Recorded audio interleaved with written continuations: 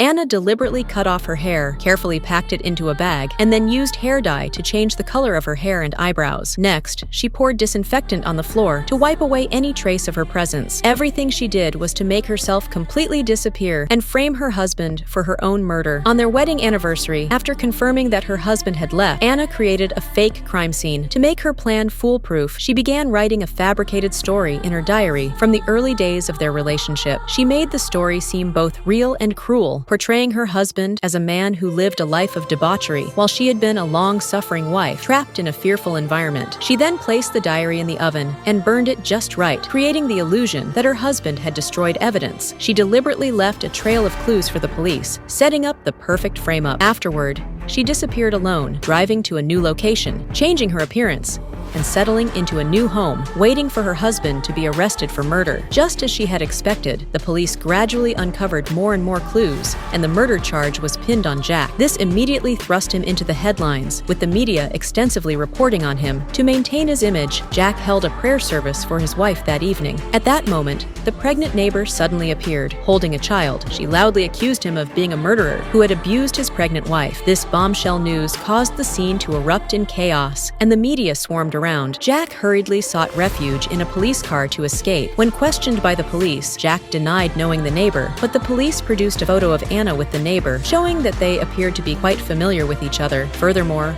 a luminol test revealed traces of Anna's blood in the kitchen. Jack continued to argue, claiming it was possible that the real murderer had staged the crime scene. But then, the police presented Jack's credit card debt records, detailing various luxury goods he had purchased. Most importantly, Anna's life insurance had Jack listed as the beneficiary. All the evidence pointed to Jack as the murderer of his pregnant wife. His wife had mysteriously disappeared, and he had been wrongly accused of murder. Jack, unable to defend himself, smashed the water glass in his hand in frustration. Meanwhile, Anna sat in her rented apartment, watching the media's accusations and condemnations of Jack on TV.